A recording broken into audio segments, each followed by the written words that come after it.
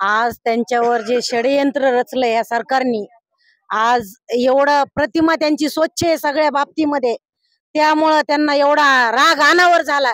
आज 16-17वा दिवस आहे, त्यांच्या पोटामध्ये अन्न नाहीये, फक्त स्लाईन घेत होते, तर आज एवढा राग अनावर झालाय। त्यासाठी त्यांनी कोणाचंच न ऐकता त्यांनी तसेच चालले गेले ते। दादांनी आज आरोप केलेला आहे फडणवीस वरती की तुम्ही दबाव आणताय किंवा जे काही करतायत आरोप करतायत ते सगळं फडणवीस घडवून आणतायत। सगळं या सरकारने घडवून आणलेलं आहे, ते अगदी 100-200% खरं आहे ते।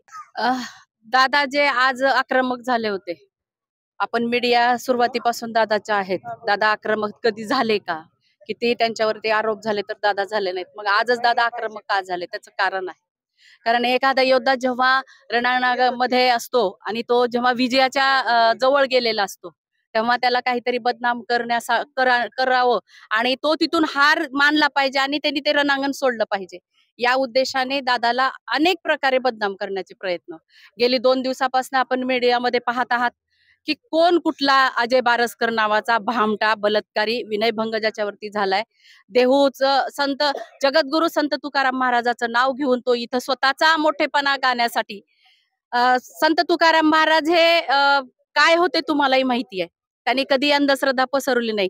मला सांगा, अशा बलात्कारी माणसाला तर संत तुकाराम महाराज म्हणतील का पाणी घेऊन जा? ठीक आहे, तुम्हाला पाणी प्या म्हणायचं होतं, सगळेच म्हणत होते, वयोवृद्धापासून अगदी लहान बाळापासून पाणी प्या म्हणत होते, परंतु दादा पाणी पित नव्हते, कारण त्यांना मराठा समाजाला जे फसवलं गेलंय ते फसवल्यामुळे मी काहीच पाणी पिणार नाही म्हणून त्यांनी ते त्याग केला होता सगळ्या गोष्टीचा। आणि मग हे असे षडयंत्र बारसकराच्या माध्यमातून असतील, वानखेडेच्या माध्यमातून असतील, बदनाम करण्याचे षडयंत्र त्यांनी रचले। आणि काय असतं माहितीये का, एखादा जेव्हा प्रामाणिक पारदर्शक माणूस, मॅनेज न होणारा माणूस, कुठल्याही आमिषाला बळी न पडणारा माणूस जेव्हा समाजासाठी, स्वतःसाठी नाही, कधीच दादांनी स्वतःसाठी काम केलं नाही, समाजासाठी जेव्हा काम करत असतो आणि जेव्हा बेछूट आरोप होत असतात तेव्हा कुठंतरी राग येत असतो। आणि आज त्यांना राग येण्याचं कारणही तेवढंच हे आहे। काल रास्ता रोको आंदोलन केलं, मराठ्यांनी आतापर्यंत शांततेत आंदोलन केलेत, कोणतेही आंदोलनामध्ये जाळपोळ असले प्रकार काही झालेले नाहीयेत। आणि काल सुद्धा शांततेत आंदोलन झालं, नवरा नवरी सुद्धा रस्त्यावरती आले, ते सुद्धा उतरले। आणि मग यांच्या लक्षात आलं की आपण एवढे पोलीस पाठवले, सगळे पाठवले, आंदोलन चिरडवण्याचा प्रयत्न केला, तरी या माणसाचं लोक ऐकतात। हा देवेंद्र फडणवीस आतापर्यंत या माणसाने प्रत्येक माणसावाला फोडले, अजित पवारांना फोडलं, त्याच्यानंतर अनेक जण, प्रत्येकाला यांनी फोडलं, ईडीची भीती घातली। आणि दादावर सुद्धा त्यांनी विचार केला की हा माणूस कुठं फुटतोय, हा माणूस आरी कुठं येतोय, परंतु मनोज दादावरती अनेक प्रकारे त्यांनी प्रयत्न केला। मनोज दादावरती काहीच नाही, 2 नंबरचे काही त्यांचे धंदे नाहीत, त्यांच्यावरती कुठं गुन्हे दाखल नाहीयेत, काहीच नाहीत। मग ह्यांच्यावरती ह्यांना बदनाम करणे आणि कुठंतरी काहीतरी करून ह्यांना बदनाम करून, ते तर जाऊ दे, पण आज ज्या वेळेला काही दिवसापासून प्रकाश आंबेडकर साहेब बोलत होते की मनोज जरांगे पाटलांवरती विष प्रयोग सुद्धा होऊ शकतो, मनोज जरांगे पाटलांचा घातपात होऊ शकतो। मला सांगा, प्रकाश आंबेडकर साहेब खूप हुशार व्यक्ती आहेत, ते कधीही असं चुकीचं वक्तव्य करणार नाहीत, अगदी बरोबर ते बोलले होते।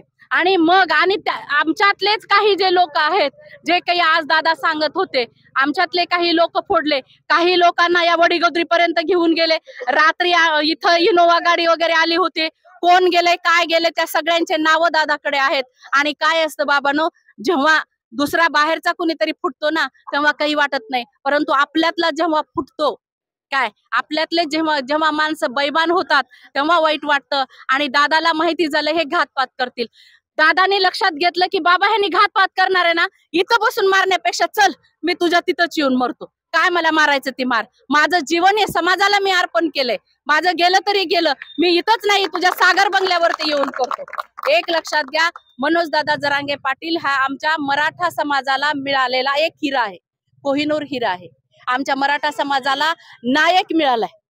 कधी नव्हे ते छत्रपती शिवाजी महाराजांच्या नंतर जर मराठा समाजाला एक जर कुणी केलं असेल तर ते फक्त मनोज दादा जरांगे पाटील यांनी।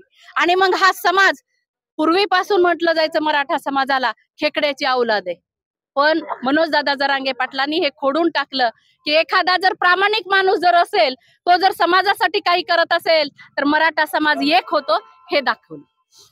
आता जे काही लोक फुटले आपण असं म्हणताय, ते फुटलेत का जाणीवपूर्वक तेच आधी घुसलेले होते आणि त्यांच्यापासूनच धोका होता पाटलांना? फुटलं जाणीवपूर्वक ते सोबत नव्हते. अगोदरचे जे वानखेडे बाई आणि हे होते त्यांचा आमचा तर काही संबंधच नव्हता, कारण तिला आम्ही कधी कुठं बघितलंच नाही. ते एकदम एक नंबरची टाकून दिलेली आणि तिला बाई म्हणावं की काय अशा म्हणजे बाई म्हणू शकत नाही आपण. ते आपण काही म्हणू नका, पुरुष आहात तुम्ही, स्त्री म्हणण्याच्या लायकीची ती नाही. त्यानंतर हा बारसकर तुम्हाला माहित आहे तो काय आहे, त्याच्यावरती आरोप काय केले आलेले आहेत. वानखेडे नावाची ही महिला आज पुण्याच्या पोलीस स्टेशन मध्ये तिच्यावरती गुन्हा दाखल झालाय. कोणता गुन्हा दाखल झालाय? ती पुरुषांना पैसे मागते, महिन्याला 5,000 रुपये द्या, नाही जर दिला तर तुमच्यावरती विनयभंगाची केसेस करते. अशा लोकांना धमकी देऊन विनयभंगाची केस करते म्हणून खंडणी मागण्याचा गुन्हा दाखल त्या महिलेवरती झालाय आणि त्या महिलेच्या मार्फत मनोज दादावरती आरोप ही महिला करते. त्यानंतर बारसकरला उठवलं. बारसकर सुद्धा कधी आमच्या कुठल्याही आंदोलनात दिसला नाही. कधी पाहिलंय का अंतरवली सराटीमध्ये? आपण मुंबईला दादा सोबत गेलतो, दादा सोबत आपण गेलो, तिकडं कधी पाहिलंय का? कुठंच नाही. त्यालाही त्या ठिकाणी तो कशासाठी आला होता तुमच्या लक्षात आलं का? माझ्या हाताने यांनी पाणी प्यावं, दादानी जर पाणी केलं तर पाणी जर पिलं तर मला मोठेपणा येईल. दादानी त्यालाही पाठवलं आणि फोडलंय. काय फोडले म्हणून हा या ठिकाणी तो मुद्दाम त्याला पैसे देऊन बदनाम केलंय.